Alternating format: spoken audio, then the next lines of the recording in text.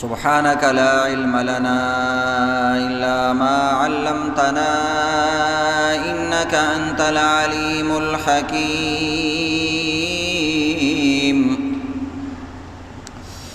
الحمد لله نحمده ونستعينه ونستغفره ونؤمن به ونتوكل عليه ونعوذ بالله من شرور أنفسنا ومن سيئات أعمالنا. من يهده الله فلا مضل له ومن يضلله فلا هادي له. ونشهد أن لا إله إلا الله وحده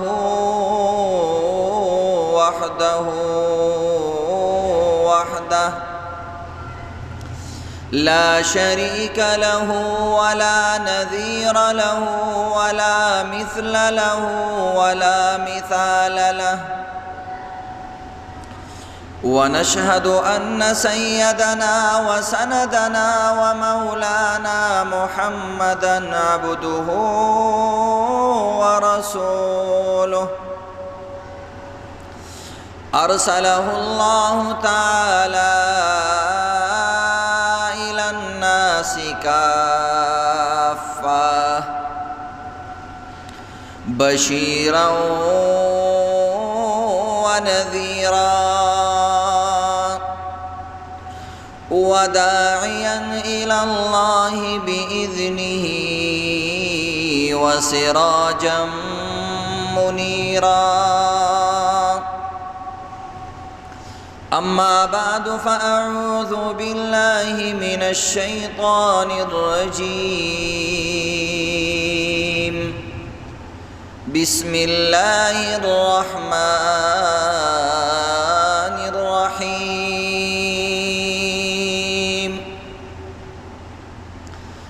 ألف لام ميم ذلك الكتاب لا ريب فيه هدى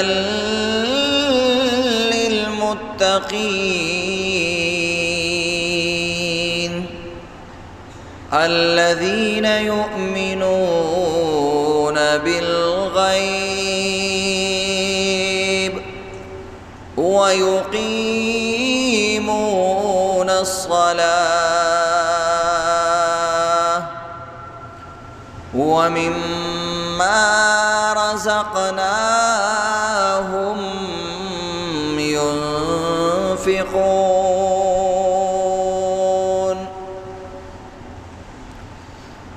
والذين يؤمنون بما أنزل إليك وما أنزل من قبلك وبالآخرة هم يوقنون أولئك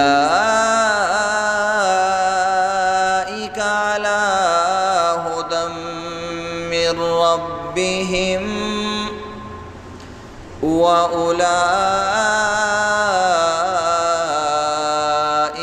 هم المفلحون.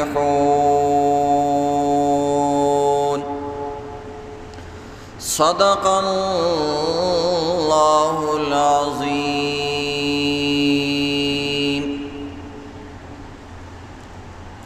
محترم سامعین کرام، رب کائنات د ایمان نبات پلوی عبادتونو کی عظیم عبادت منز فرض کرے دے. منز یودا سے جامع عبادت تے چې د انسان پټولو عملونو کې دې سره تاثیر پیدا کیږي. منز یو داسې عبادت تے چې په ټولو عملونو کې د انسان خوند پیدا کوي. مونځ یو داسې عبادت دی چې د ټولو عبادتونو سره د دې یو کنیکشن دی او تعلق او ربط دی. مونځ یو داسې عبادت دی چې د دې په پرې غوستلو سره ټول اعمال د انسان کمزوري کیږي، او چې د دې تعلق او ربط کمزوري وي ټول عبادت د انسان سنه درجه کې متاثر کیږي. که انسان دا غواړي چې زه د ډیرو بیمارونو محفوظ شم، د ډیرو مصیبتونو نه محفوظ شم، د ګناهونو نه ډیر تنګ یم، د ګناهونو نه مې زړه تور شي، او د ګناهونو نه او د معاصیو نه ما ته اجتناب نصیب شي، او زه د دې نه روکاو شم، ایثار شم، دا ټول تاثیرات په موږ کې موجود دي. که الله ته نږدې کېږي او داسې عمل غواړي چې زه رب کائنات ته ډیر نږدې شم، نو هغه عبادت مونځ دی. د ټولو نه زیات انسان الله ته په مونځ کې سجده کې نږدې. بعض روایاتو کې راځي چې انسان الله ته دومره نږدې شي لکه انسان چې د الله په قدمونو کې سر خیره. چې کوم انسان د چا په خپو کې سر کیدي هغه ته بالکل نږدې شي. او دا رنګ دې ته اشاره ده چې مونږ کې انتهایی عاجزی ده. دا رنګ دې ته اشاره ده کوم انسان چې چا تخکته شي بس بیا بل انسان داغه خبره مني، وای دا سړی ما ته سرنګو شو سر ښکته کو مخې تکبر کو. نو مونځ داسې عبادت دی. ان الصلاة تنهى عن الفحشاء والمنکر. که انسان ظاهری باطینی گناهونو نه ځان بچ کول غواړي د دې بهترینه نسخه په قرآن کې بیان شوې ده، هغه مونځ دی. که انسان د الله مدد حاصلول غواړي نو الله رب العزت وی اے مؤمنانو زما مدد حاصل کړئ په مونځ او په صبر سره. نو مونځ دومره عظیم عبادت دی. اکثر کسان تپوس کوي وی من گناهونه زیات کو، گناهونو ته میلان ډیر کیږي، د زړه توجه ورته ډیره زیاتې، وسوسې راځي، غلط سوچونه راځي، ان تر دې چې بعضې کسانو ته د خپلو خپلوانو باره کې سوچونه راځي، د خپل مور او پلار رونو خویندو باره کې غلط سوچونه راځي. د دې ختمولو دپاره بهترینه نسخه مونځ دی. مونځ کې د انسان پریکټس کیږي د دماغو، د سترګو، د زړه او د ټولو اعضاو. د دماغو پریکټس د دې طریقې سره کیږي چې مونځ ته به ته خیال ساتي چې څوم رکعت کې روانې، سورت مې ویلې ده که نه دی، سوره فاتحه مې ویلې ده که نه ده. نو دې کې دماغ کنټرول کیږي. نور عبادتونو کې دماغ نه کنټرول کیږي. روژه ده نو دماغو ته ضرورت پکې نشته، بس روژه دی ونیوله، که دماغ دې په ځای نه و خوراک دې وکړو نو بیا هم دې روژه نه ده ماته. مونځ داسې عبادت دی چې دې کې د دماغ بې ځایه شي نو رکعتونه دنه ګډوډ شي، یا به د سره مونځ کې، یا به سجده سهوه کې، او یا به بار بار لګې رکعتونه به ډېر کې ګډوډ بشي. نو مونځ ډېر زیات سوچ غواړي، خصوصا هغه کس چې امام وي، خصوصا هغه کس چې ځان لمونځ کوي. او داسې خو چې امام پسې کې نو بس الا بلا برګردنی مولا، ټول غم دی مولا په سر والي. نو دی وجې نه چې کوم انسان دا غواړي چې زما دماغ پځې شي، زما دماغ ریلیکس شي، زما دماغو ته سکون میلو شي، په دې باندې ډاکټرانو اوس تحقیق کړی دی چې د ټولو نه زیات دماغو ته فایده ورکوونکی څیز هغه مونځ دی، او په مونځ کې بیا سجده ده. چې کوم انسان اوږدې اوږدې سجدې کوي، اوږدې اوږدې سجدې کوي، نو هغه انسان د دماغو چرته نه لیونی کیږي. چې کوم انسان مونځ کوي او اوږدې اوږدې سجدې کوي دا دماغي بیمارو شکار کیږي نه. که څوک د دې شکار وي او دماغي امراض لري نو دا د اوږدې اوږدې سجدې کوي.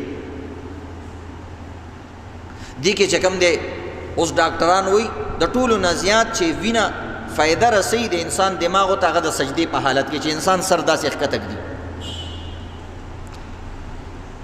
او دارنګې بعضې ډاکټرانو ویلي بعضې الرجي ده، هغه د سترګو الرجي د بعضې نورو الرجي وي، هغه په سجدې سره د انسان ختمیږي. خو موږ سجده کې عموما کم وخلو، سجده کې لږ زیات وخت اخیستل پکار دي.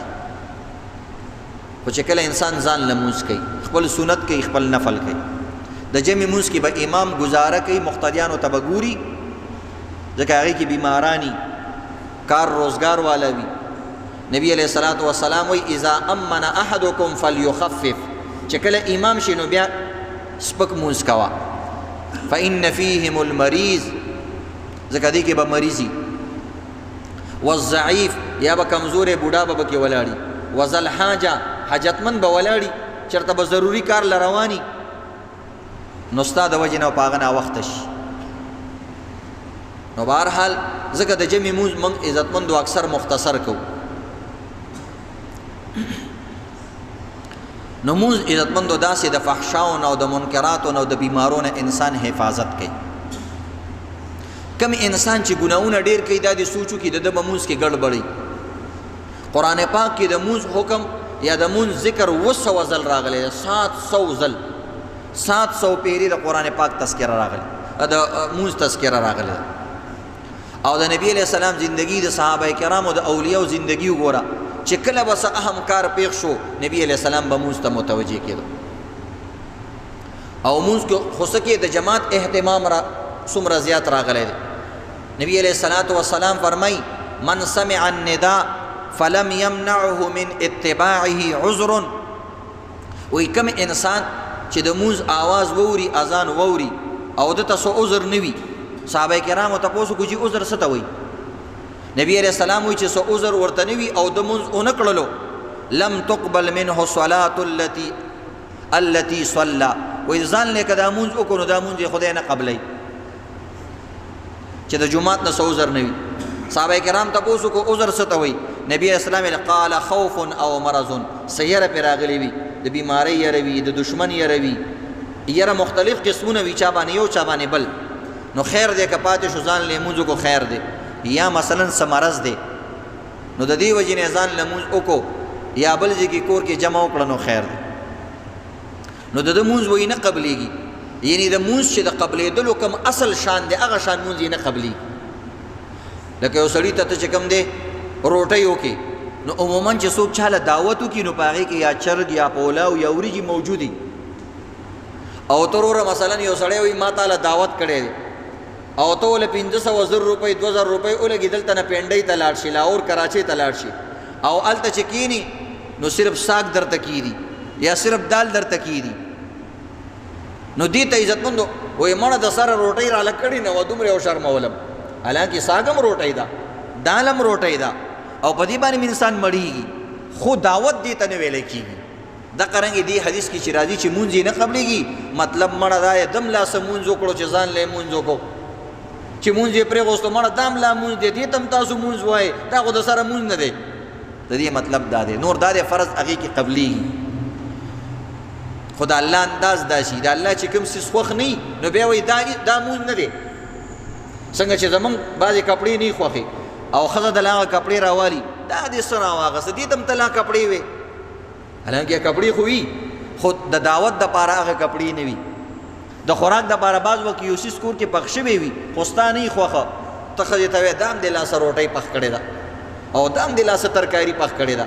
نو دې وجې نه د دین په اصل څیزونو باندې ځان پوهوئ، ځکه بعض وخت یو سړي دا واوري چې کوم انسان ځان لمونځ کوي نو مونځ یې نه قبلېږي، نو بس بیا د سره مونځ نه کوي. مونږ یو دا خو الله غوسه دی، هغه انداز یې داسې دی، د الله پیغمبر غوسه کېږي ځکه داسې وایي، نور مونځ به نه پرېږدي عزتمندو. دغه رنګ یو حدیث پاک کې راځي، نبی علیہ السلام فرمائی الجفا کل الجفا، الجفا کل الجفا والکفر والنفاق، وی ډیره بے وفائی ده او مکمل بے وفائی ده، مکمل بے وفائی ده او ډیره زیاته بے وفائی ده، او مړه وی د سره کفر دی او منافقت دی. یو خبره بیانوي وی دا د سره کفر دی، منافقت دی او ډیره زیاته بے وفائی ده الله تعالی سره. کم کس من سمع النداء من سمع منادی اللہ ینادی الی الصلاة فلا یجیبه چې کم انسان د اذان کون کی اذان واوري او دا ولا جواب ورنکی وای دا خو مړه سور کفر دی چې اذان دی واوري دو او نه ورځي جمعات ته او مونځ له نه ورځي او د مونځ تیاری نه کوي نبی علیہ السلام وای دا خو بالکل کفر دی او منافقت دی او الله سره مکمل بے وفائی ده یو بے وفائی لګوي وای کل الجفا مکمل بے وفائی ده چې کوم انسان مونځ نه کوي او مونځ له نه ورځي د مونځ جواب اذان جواب نه ورکوي د اذان جواب دوه مطلب دي یو جواب په خوله باندې وي او یو جواب په فعل باندې وي عملی طریقې سره یو جواب په قول باندې وي یو جواب په عمل باندې وي پریکټیکل چې موږ ورته وایو په قول باندې جواب دادی چې کله اذان کیږي نو ته مو سره اذان کوا ځکه هغه आवाज کوي راضی مونږ راضی نو ته فورا وایي او جی بالکل درځم در روانه ما تیاری کوم نو په خلیو سره ویل پکار دي چې هغه الله اکبر ته مې الله اکبر مؤذن ته سم خبر وکړه او اشهد ان لا اله الا الله اشهد ان محمد رسول الله ته بهشک ولینو دا خو زما عقیده ده چې الله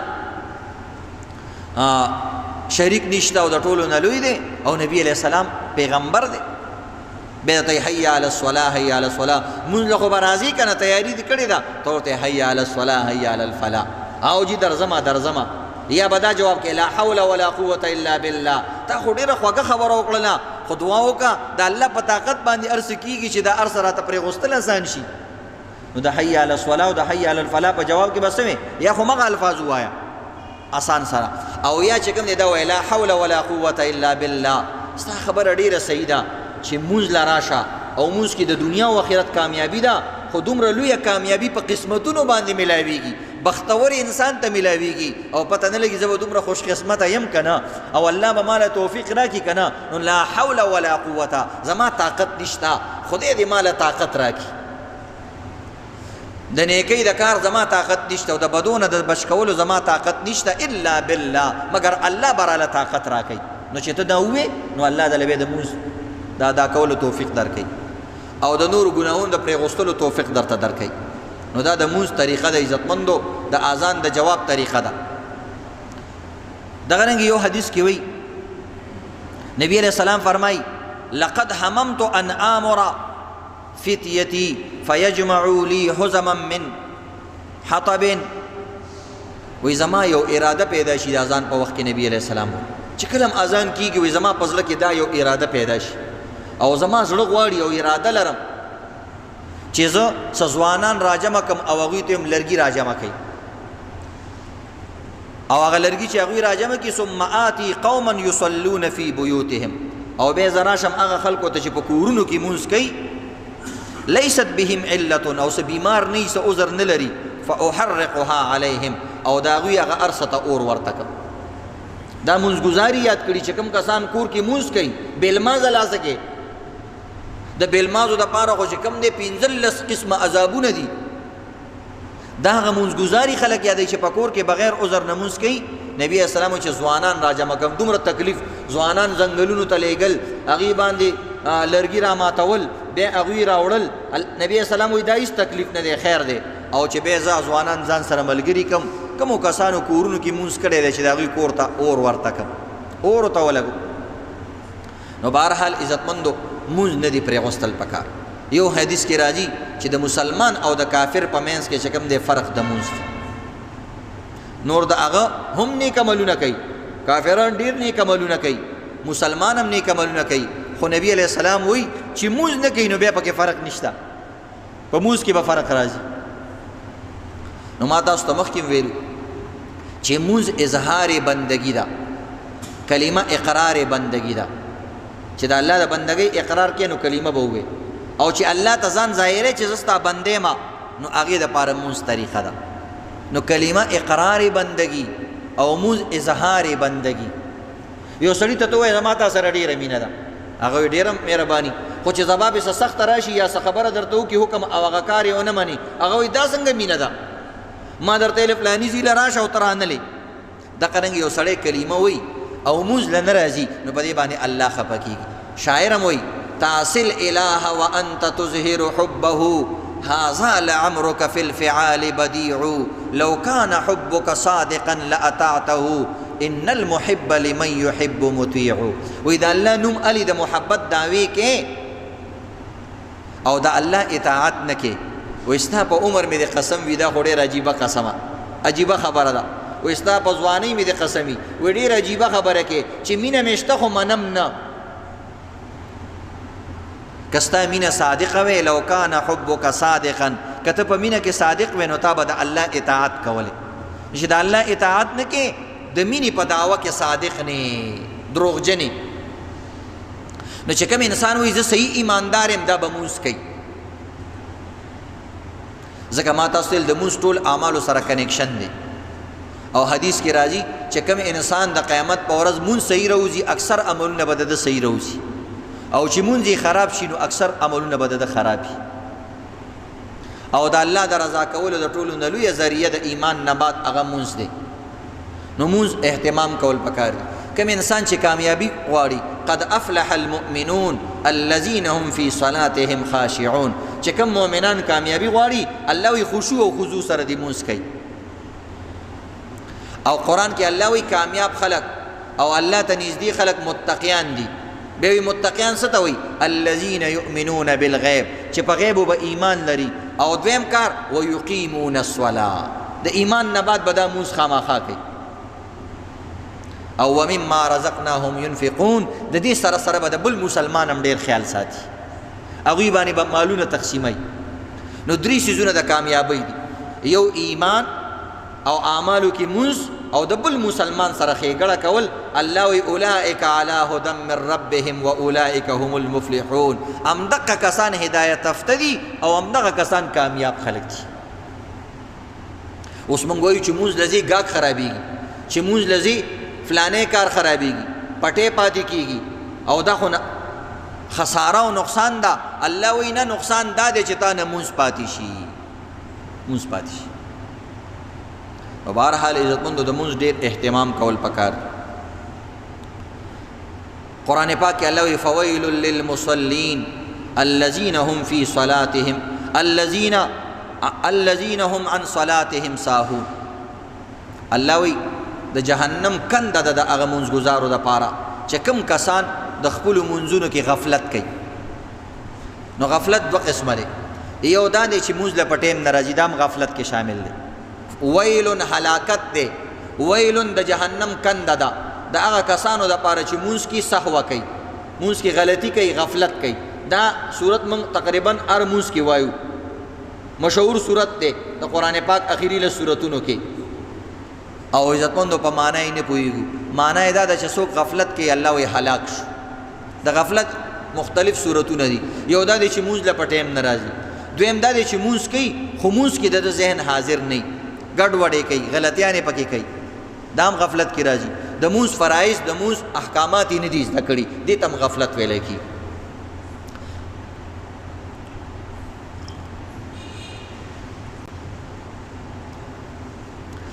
نو بهرحال عزتمندو دې حوالې سره موږ تاسو ته د مونځ احکامات او د مونځ مسائل تفصیلا شروع کړي دي. موږ تاسو ته مختلف احکامات د سر نه شروع کړو د مونځ چې زموږ او ستاسو مونځ صحیح شي. یو حکم د مونځ تکبیر تحریمه وه الله اکبر ویلو. د دې مسائل درته تیر شوي جمعه بیان شو. تاسو خو خوش نصیبه خلک یې لاړ شئ بارو ملکونو کې عزتمندو هغه کسان چې د 10 کالو نه د 20 کالو نه د 50 کالو نه پراته دي هغوی ته د مونځ زده کولو موقع نه میلاوي. ځکه د تبلیغ کارونو باندې هلته پابندي ده. هلته امامانو سره دومره ټیم نشته دی چې یو مقتدي سره کیني او مونځ ورته زده کي.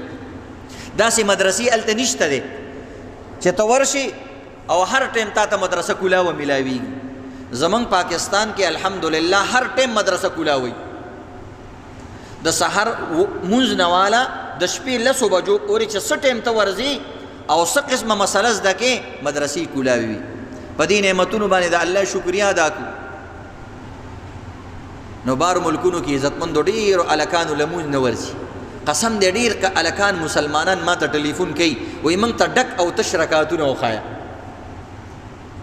ابل یو کس ټلیفون کړی نو بیا یو کس داسې ما ورته وویلې چې ګوره یقین دې پیدا شي دا کس ما نه داسې تپوس کوي. ډک او تش رکعت نه پېژني الکان. ثنا سورت فاتحه سورت قل هو او فرائض واجبات مستحبات دي کې فرق نشي کولی. سجده سهو ډېر خلک نه پېژني، سجده تلاوت ډېر خلک نه پېژني. او موږ او تاسو وایو د ایمان نه بعد د ټولو نه لوی عبادت مونځ دی. نو چې ته د ټولو نه لوی عبادت نه کې پتا باندې به د الله د طرف نه لوی لوی عذابونه راځي. پخوا به عزتمندو عذابونه رال، مونځ به وشو، هر څه به وشو، باران به نه کېدو، 2 رکعته مونځ د استسقا به وشو، بارانونه به شروع شو. دومره بارانونه به وشو چې بیا به نبي علیه السلام ته خلکو ویل جی واپس دعا وکړه چې اوس دا بند شي. نو د دې وجې نه مونځ لوی عبادت دی چې د دې کې کوتاه په دې وخت کې په مسلمانانو کې صرف 7% خلک مونځ گزاري دي 15 وخته. په سلو کې 2 کسان صرف چې کوم دی مونځ کوي 15 وخته مونځ. او دا شان زکات ورکوونکي تقریبا 13% دي یا 10% دي. مسلمانانو کې فرض زکات صرف 11% یا 10% کسان ورکوي، هغه هم پوره زکاتونه نه ورکوي. پورا زکات به یا 2% یا 3% خلق ورکوي. حج والا کسان دا تقریبا دا چې کوم دی مثلا 20% یا 30% دي، دا پکې لږ زیات دي ځکه هغې کې مزه او خوند ډېر دی که نه. سیرې پکې اچولي او لنک روزلو کې چې کوم دی هلته تګ وي واپس چې راتګي بیا سیرې اچولي نو د هغې خوند لږ ډېر دی. نو هغه 100% مسلمانانو کې ډېر دي. او عزتمندو سوچ وکړئ زموږ په پاکستان کې بیا کرپشن چې کم دی 98-99% دی، رشوت 99% دی، غلط فیصلې په عدالتونو کې 95% دي، گناہونه 98%، 99%، بعضې پکې 100%، فرض مونځ 7%، فرض زکات 10% او فرض حج 20%، 30%، او د گناہونه ټول چې کم دی د 60% نه لاندې پکې کومه ګناه نشته. ټول چې کوم دی د 50 او د 60% نه برختلی دي. دا حالت بیا هم وایو موږ اسلام ترقي نه کوي. او دا شان چې کوم دی دې وجې نه د امامانو دعاګانې هم نه قبلېږي. پخوا به امامانو دعا کوله غلبه اسلام، خدایه پاکه غلبه ورکړي اسلام له. پخوا نه دا دعا غلبه اسلام، شفای بیماران، خلاصې قرضداران، دا دعاګانې کوي. دا پخوانۍ دعا مولیانو به داسې سجې سره کوله. او نه د امامانو په دعاګانو باندې الله مریضانو له شفا ورکوي. او نه د مونځ ګزارو، ځکه عزتمندو مونځونه هغه شان مونځونه نه دي. دې وجې نه د مونځ باره کې ډېر اهتمام کول پکار دي. نو مونږ ترتیب سره یو عمل درته بیانو، زیات نه. پهله درته تکبیر تحریمه فرض وه، هغه درته بیان شو چې کله انسان تکبیر تحریمه وکړي، یعنی مونځ ته ودرېږي، نیت وکړي او الله اکبر ووایي او په نامه باندې لاسونه کیږي، نو د ټولو نه اول عمل بیا څه وي؟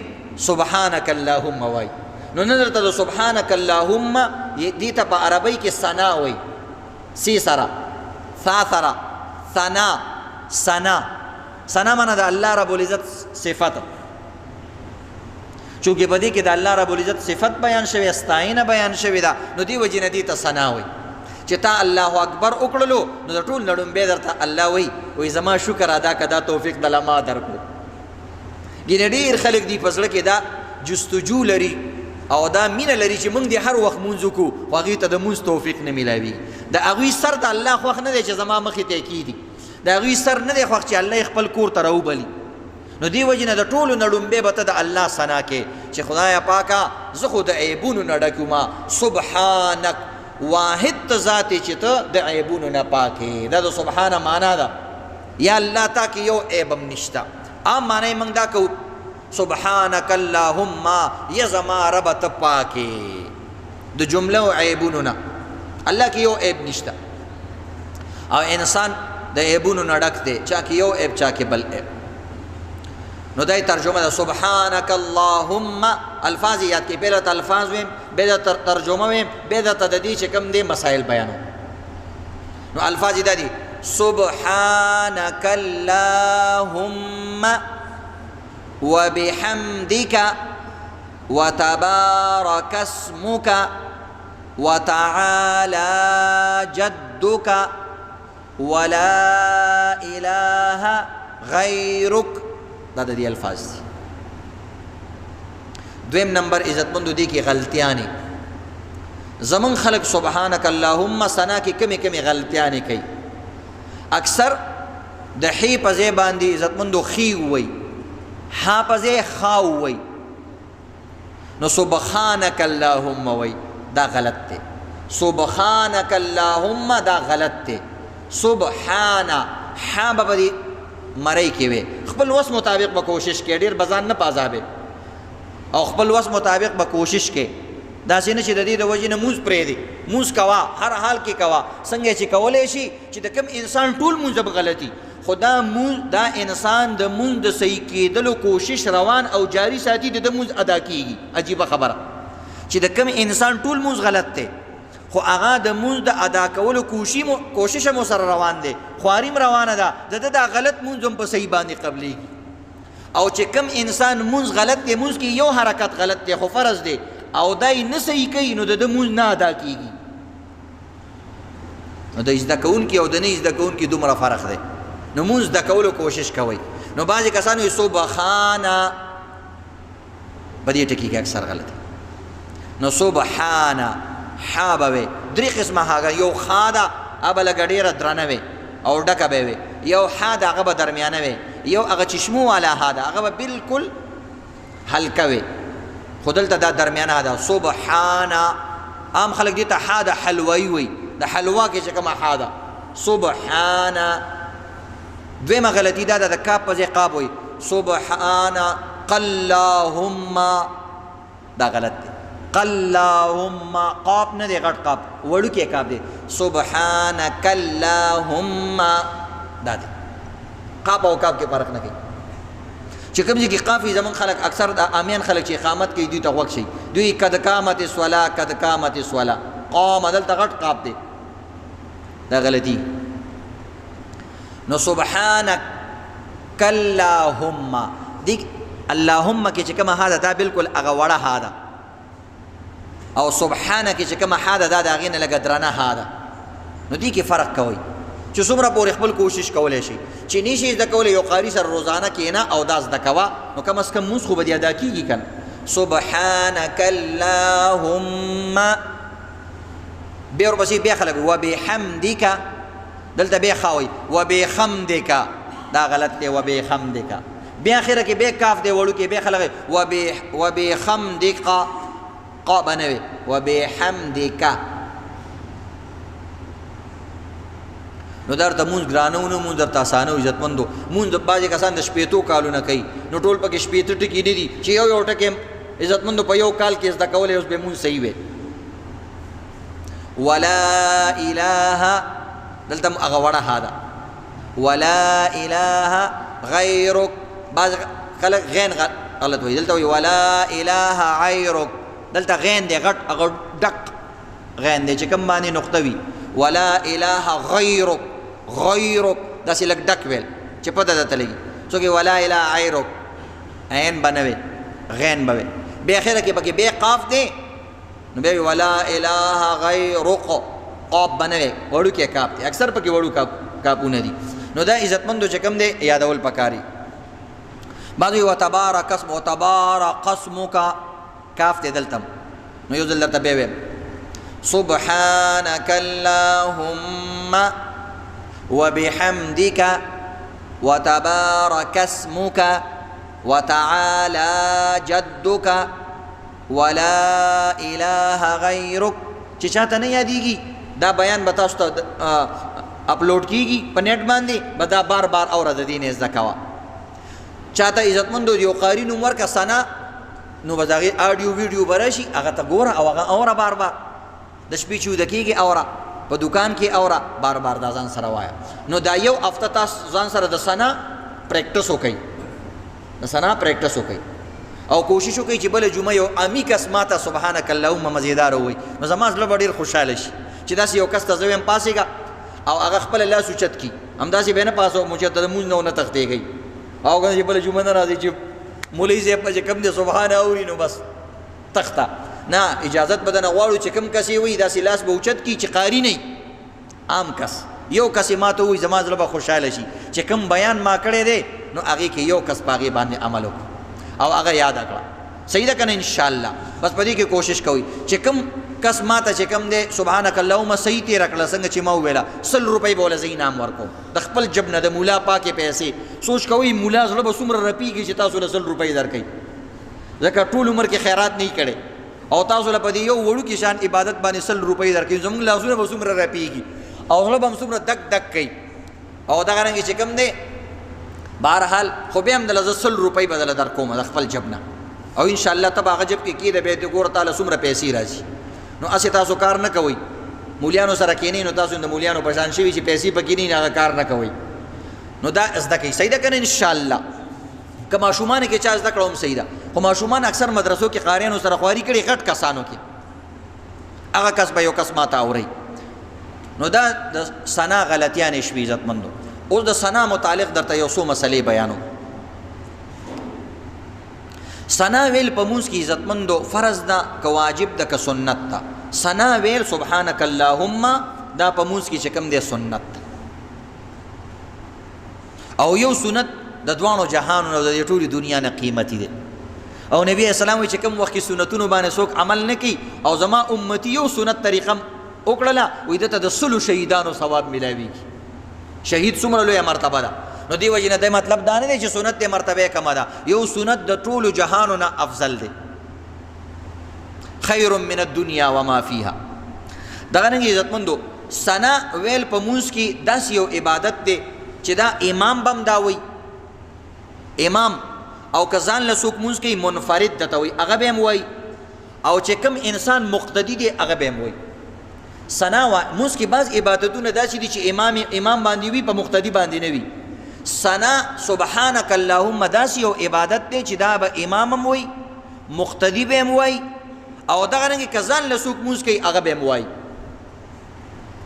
د سنا تعلق دویمه مسله دا د پیلنی رکعت سره دی پهله رکعت کې به سنا وي دویم رکعت کې دریم رکعت کې څلورم رکعت کې سنا ویل نشتا بس د مونږ لومبني رکعت کې یو ځل دا ویل دي او دغه الفاظ چې کوم ما تاسو ته بیان کړو نو دا یو څو مسلې دي دا یاد لرئ عزتمند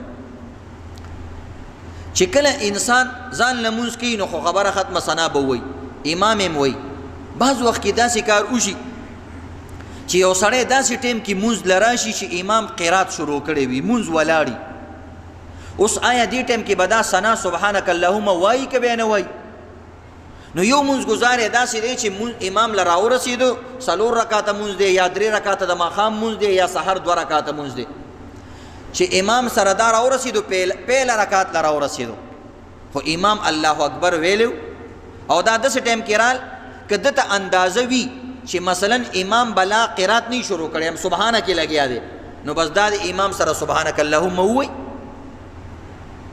خو بالفرض که دته اندازه ولګېده چې امام سبحانك اللهم ختمه کړې ده ځکه یو څو سکنډه یا یو منټ شوی دی نو بیا د دوه قسمه منظوره دي یو د جهر مونځ دی یو د سر مونځ دی یو جهري مونځ دی چې امام پکې په زوره سبق وایي یو هغه مونځ دی خاموشه مونځ دی چې امام پکې په زوره مونځ نه وي لکه د مازدیګر مونځ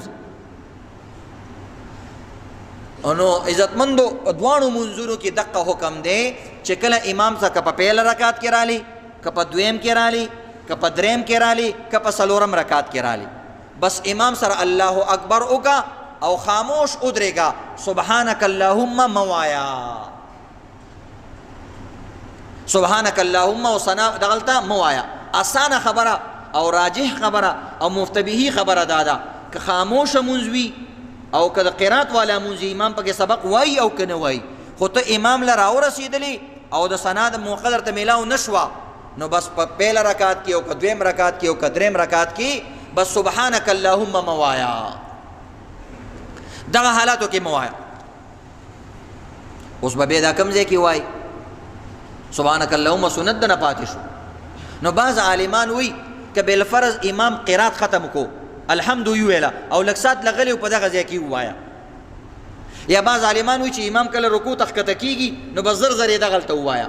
خو دا ټولې ګرانې مسلې دي، د دې عوام خلک د دې چې کوم دی خیال نشي ساتلی. دې وجې نه بعضې فقهای کرام وایي بس تا نه بس سبحانک اللهم درته معاف شوه، خبره ختمه، بس د نور مونځ حساب کتاب کوه او بس سبحانک اللهم غم پرېږده، بس اسانه خبره.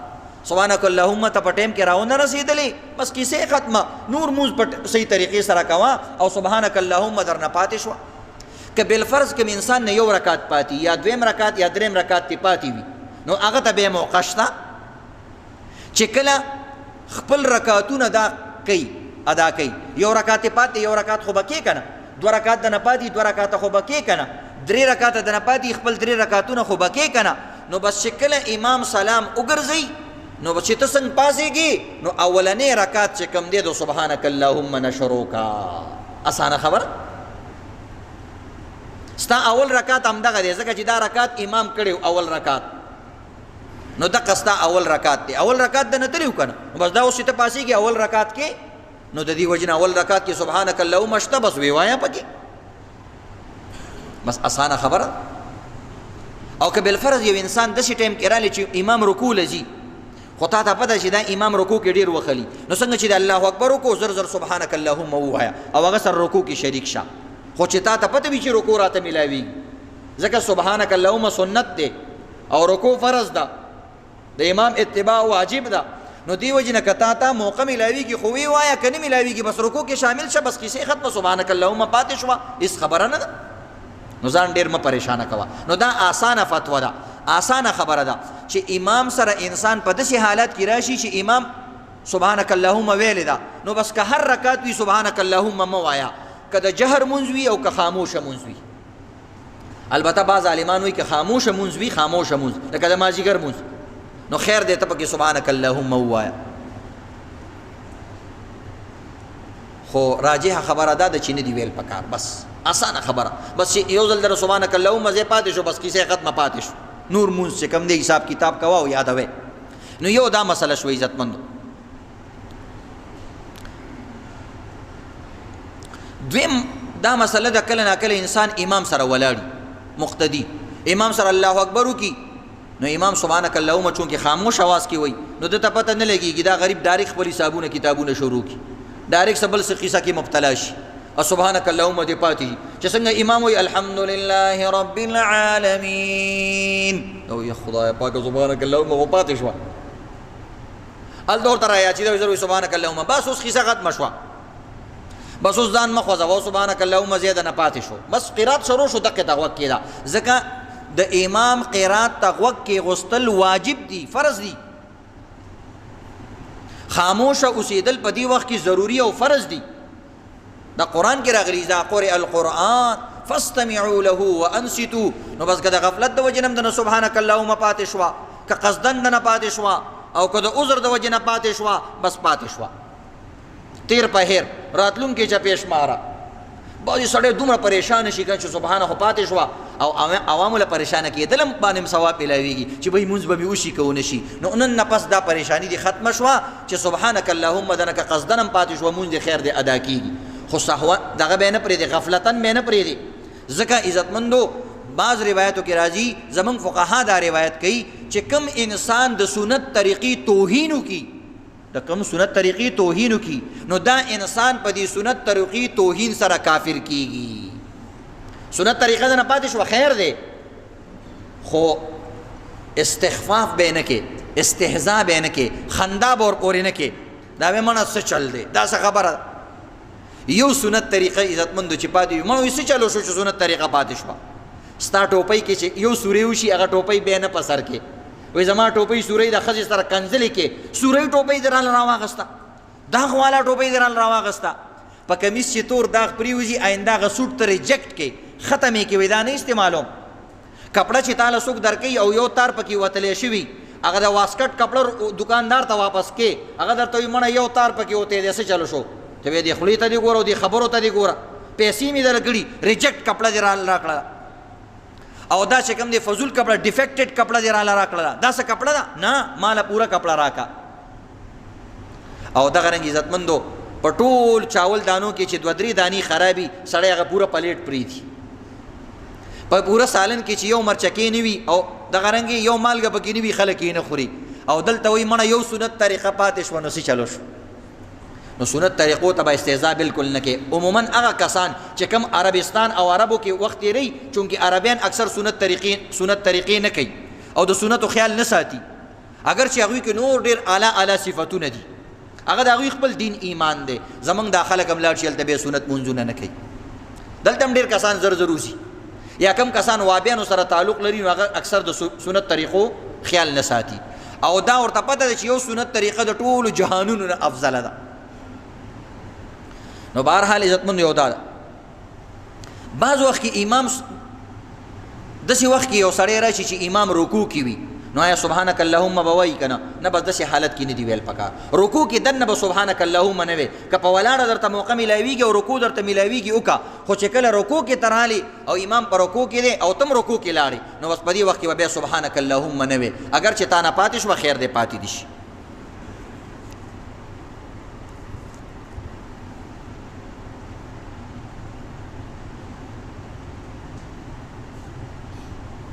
که بالفرض داسې وي ته جماعت مونځ لرالی او امام په رکوع کې نه دی که رکوع کې خو ما تاسو ته ویلې بس فوراً رکوع کې سره شامل شه سبحانک اللهم پرېږده که بالفرض ته جمع لرالی او جمع کې امام په قاعده ناست دی 2 رکعاتو قاعده باندې یا د 4 رکعاتو قاعده باندې یا دغه رنګې امام په سجده کې دی نو چې کله ته رالی او امام په سجده کې دی یا په قاعده باندې ناست دی نو بس تا نه خو هسې هم رکعت تلی دی چې کله تا ته رکوع میلاو نه شوه نو تا ته د مونځ رکعت میلاو نشو نو اوس سنت طریقې سره ښایسته مونځ شروع کا امام په قاعده کې دی یا په رکوع کې دی تا الله اکبر وکړو لاس دې وتړل نو په دې وخت کې سبحانک اللهم ووایه بس امام که سجدې نه پاسېدو پاسېدلی به یي که نه سره میلاو شه امام که په قاعده ناستو نو بس قاعده کې به سره میلاو شي که پاسېدلی و پاتې سیږي نو ستا مونځ به صحیح طریقې سره شروع شي نو که رکوع کې وي نو بس بیا سبحانه مه وایي رکوع کې شریکېږي ځکه رکوع کم وخت علي او تا ته رکعت میلاویدی شي او بعض عالمان وایي چې رکعت تا ته میلاو شو نو تا ته داسې دی لکه چې د شروع نه مونځ میلاو شو او چې رکعت درته میلاو شو دا داسې دی لکه تکبیر الله تا ته میلاو شو نو دې وجې نه رکوع کې پرېږدئ او دا شان که سجده کې امام وي یا بل ځای کې وي نو بیا سبحانک اللهم تاسو وایي او بیا هغه ځای کې امام سره شریکېږئ یو سړي نه بالفرض سبحانک اللهم مکمل پاتې شوه مثلا امام سره چې رالی امام قرات شروع کړی رکعتونه خو ته ټول میلاو شو خو سبحانک اللهم خو پاتې شوه کنه نو آیا دا به د مونځ نه بعد سجده سهوه کوي که نه کوي یا مونځ کې به سجده سهوه کوي که نه نو دا یاد لرئ سجده سهوه په دې کې نشته امام سره خو چې هسې هم ته ولاړې سجده سهوه نشي کولی هغو ته د امام تابع یا مثلا عام خپل مونځ یې کولو سبحانک اللهم ته پکې پاتې شوه ډارې کې د الحمدو نه شروع کړله اوس دا غواړي چې زه دا مونځ صحیح کم بس کیسه ختمه اوس په سجده سهوه باندې دا نه کېږي سنت د نه پاتې شو او خلاف سنت مونځ دی وشو خو مونځ دی ادا شو نور څه پروا نشته نو د مونځ اهتمام کول پکار دي نو نن مې درته سبحانک اللهم د ثنا ویلو هغه بعض مسایل درته بیان کړه امید دی چې تاسو ته به یاد شوي که نه نو دا بیان بار بار اورئ چې تاسو ته بیا یادېږي پخواني خلکو به د مونځ څومره اهتمام کوي عزتمند داسې کسان په زمانه کې تیر شوي دي عزتمندو چې د هغوی نه د تهجد مونځ هم نه دی قضا شوی داسې خلک تیر شوي دي عزتمندو چې سنت غیر مؤکده که مونځونه دي هغه هم د هغوی نه دي قضا شوي او دا عزتمندو صرف په امامانو کې نه دا په علماو کې نه په عوامو کې هم داسې خلکو سیاسي خلکو کې اقتدار والا خلکو کې چې هغوی سره د حکومت څه عهده وي هغه خلکو کې هم داسې خلک تیر شوي دي چې د هغوی نه مونځونه نه دي خراب شوي یو عجیبه واقعه کتابونو لیکلې ده دی بزرگانو کې یو بزرگ تیر شوی قطب الدین بختیار کاکی رحمت الله علیه قطب الدین بختیار کاکی رحمت الله علیه دا چې کله وفات شو نو د جنازه تیاره شوه چې جنازه تیاره شوه نو ډېر جمع غفیر یو لوی هجوم او ډېر زیات خلک د په جنازه کې شریک ډېر زیات خلک شریک وو د بزرګانو جنازه کې خلک شرکت کوي او عام جنازه کې هم شرکت کول عزتمندو د انسان مغفرت به کیږي چې کله جنازه تیاره شوه نو مثلا د علاقې امام مخکې شو اغله یو مولا پته مو چې زه د دې بزرګ جنازه وکم هر عالم پته مو د هر سړي دا خواهش شو چې دا جنازه زه پړاو کوم په دې کې یو سړی راووتلو د جنازې د مونځ نه مخکې اعلان یې وکړو، وایي زه د بختیار قطب الدین بختیار کاکی رحمت الله علیه وسیمه ما ته وصیت کړی دی، نو لہذا تاسو غور سره یو مسله او د دغه قطب الدین بختیار کاکی رحمت الله علیه وصیت واورئ. د وصیت کړی دی چې زما جنازه به هغه انسان کوي چې په کم انسان کې څلور صفتونه موجودي، څلور خوبیانې که په چا کې موجودي جنازې ته دې رامخکې شي ګینې جنازه دې هغه نه پړاوئ، او که د دې صفاتو والا کس نه نو بیا به سوچ کو. خو قطب الدین صاحب ته خو پته وه چې داسې صفاتو والا کسان شته. څلور خوبیانې څه؟ یو خوبي په هغه کس کې دا وي امام کې او جنازه پړاوون کې چې هغه نه تکبیر الله چېرته نه قضا شوی. تکبیر الله دې ته وایي چې امام نیت تړي او چې تا ورسره نیت تړلی، یا کم از کم اول رکعت یعنی مونځ رکعتونه د نه چېرته نه تلي. یو هغه صفت وي چې تکبیر اوله د هغه نه نه تلي. دویم په ده کې دا صفت وي چې د مازدیګر نه مخکې چې کوم څلور غیر سنت مؤکده مونځ دی دا چېرته د نه قضا کړي، دا یې ټول عمر کړي اهتمام یې کړی. دریم پکې دا دی چې هغه نه تهجد چېرته نه قضا شوي. او څلورم صفت پکې دی چې هغه غیر محرمه ښځه باندې چېرته د هغه نظر نه لګېدلی. یو نظر خو معاف دی، قصدن والا نظر. څلور صفتونه چې په چا کې هغه دی د قطب الدین بختیار کاکی جنازه پړاو کې ګینې نه دی پړاوی داسې کس. ټولو کسانو سرونه ټیټ شو، سترګې د ټولو خړې شوې، ځکه پردوی خویندو میندو ته کتونکي کسان هر څوک شته. د مازدیګر نه مخکې څلور رکعته سنت ډېرو خلکو ته پته هم نشته چې دا سنت مونځ دی. تهجد چې کوم دی ټول عمر کې چېرته د تهجد داسې کسان ته چې ټول عمر کې یو ځل تهجد نه یې کړی. ټولو کسانو سرونه ټیټ شو، سترګې خړې شوې. زمونږ غوندې امامان هم پکې سر ټیټ کړی، مونځونه قضا شوي او مونځونو کې چې کوم دی کمې بېشې راغلي، تهجد نه یې کړي. ډېر ساعت خلک ولاړو اخره کې یو سړی چې کوم دی د مجمع نه راووتلو او سر باندې صادر اچولی او ډایرکټ چې کوم دی د جنازې کټ لارالی او په سلګو باندې جړلی او د قطب الدین بختیار کاکی رحمت الله علیه د مخ نه کفن لرې کړو او ډېرې زارو قطارو جړلی او یو جملې وویله دغه بزرګ ته ویلې اے قطب الدین بختیاره په خپله خو مړ شوې خو موږ د خلکو ته رسوا کړو. دا څلور وانه صفتونه په هغه کې موجود. هر یو سړی د هغه مخ کتلو ته بېتاب و چې د دې سړي مخ وګورو دا به څوک وي چې څلور وانه صفتونه په ده کې موجود دي. تکبیر الله نه ده قضا کړې، تهجد مونځ یې نه دی قضا کړی، مازدیګر نه مخکې څلور رکعته مونځ یې چېرته نه دی پرېښی او په پردۍ زنانه باندې چېرته د ده د شهوت نظر نه دی پرېوتی. حیران شو خلک په هغه ټایم کې، خلک حیران وو چې دا به د کم مدرسې فاضلي، دا به کم مولا وي، دا به څوک وي. خلک حیران شو په هغه وخت کې عزتمندو چې کله هغه د مخ نه صادر لرې کو او هغه د هغه زمانې او د هغه وخت د هغه بادشاهی وخت شمس الدین التمش و. خلک حیران شو، انگوش بدندان ګوته پخلو شو چې هی د وخت باچا شمس الدین التمش د چېرته چې کوم دی فرض مونځ نه دی قضا کړی، د چېرته تهجد نه دی کړي. داسې بادشاهان به و عزتمندو. زمونږ بادشاهانو له فرض مونځ نه ورځي، اللهمین نه ورځي. یقینو کوي دا څومره چې اوسه پورې څومره پارټۍ نه دي، دا ټولو پارټیانو مشرانو اللهمین نه ورځي. ډېر کم کس پکې داسې. زما زړه خوشحاله شو یو ځل چې کوم دی دا بلور نه دی، غلام احمد بلور، دا ډېر مونځګزاری سړی دی او ډېر چې کوم دی الله رب العزت دله په دې سیاسي خلکو کې چې کوم دی علمي بصیرت ورکړی او خدا ترسه سړی دی.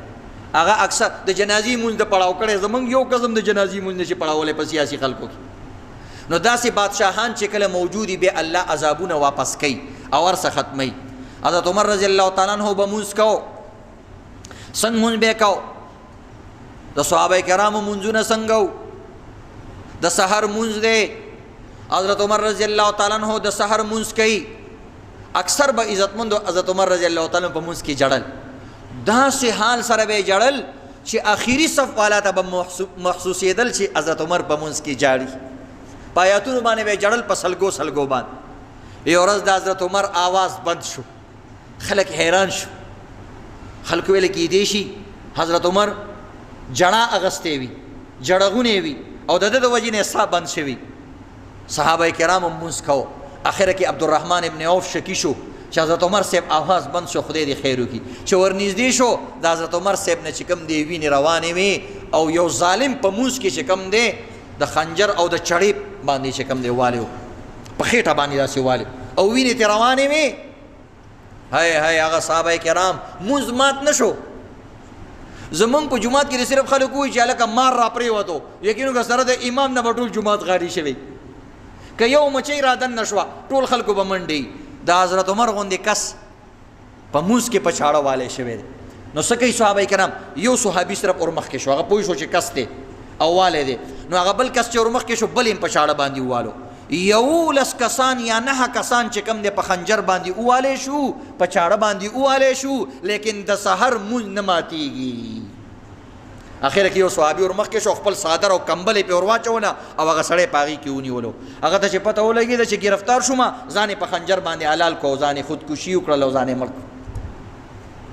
او عبدالرحمن ابن عوف چې کوم دی 2 رکعته مونځ پوره خلکو ته پړاو کو. ټولو صحابه کرام ډېرو صحابو ته وروسته پته ولګېده چې حضرت عمر شهید شوی دی او 9 کسان نور هم زخمیان شو او مونځ چې کوم دی هغوی مات نه کړو، د جمعې مونځ. داسې مونځونه به عزتمندو چې کوم دی حضرت علی رضی الله تعالی عنہ ته یا بل صحابي دی هغه ته زخم ورسېدلو، نو هغه خنجر او هغه تیر چې کوم دی په بدن کې پروت و، نو چې داسې به یې ویستو نو انسان دی بشر دی چغه به یې واله زخم به. اخره کې یو صحابي مشوره ورکړه، ویل زه دله مشوره در کومه چې کله علي صاحب په مونځ باندې ودرېږي د ده دا خنجر وباسئ، هغه ته به پته هم نه لګېږي. داسې مونځونه به نو چې په مونځ باندې علي صاحب ودرېدلو او مونځ یې شروع کړلو، بل کس رالی خنجر او تیر یې ترې وویستلو. نو چې کله هغه سلام وګرځولو کسان ولاړو، ویل هلکه څه کوئ دلته چې ما ته ولاړ یې؟ هغه ورته ویل جي موږ تا نه خنجر او تیر وویستلو او تا ته په مونځ کې پته هم ونه لګېده. داسې مونځونه به و عزتمند. نو دې وجې نه مونځ اهتمام سره کوو. قرآن پاک کې دي چې جنتیان یا فرشتې به د جهنمیانو نه تپوس کوي، ما سلککم فی سقر، اے جهنمیانو تاسو دې جهنم ته ولې راغلی یې؟ ستاسو د جهنم د راتګ سبب څه جوړ شوی و، وجې څه جوړه شوې وه؟ ما سلککم فی سقر، ولی تاسو دی سقر جهنم تراغلی څه چل شوی و؟ جهنمیان به آواز ورکوي، قالوا لم نک من المصلین. اے جنتیانو واورئ من جهنم ته د دې وجې نه راغلیو چې من به مونځ نه کولو. نو د مونځ ډېر اهتمام کوئ. الله رب العزت موږ او تاسو د جهنم نه حفاظت وکړي. الله رب العزت موږ او تاسو د کفر نه او د نفاق نه حفاظت وکړي. او الله دې موږ او تاسو پاخه مونځ ګزاري جوړ کړي. اذان وکړه قاری.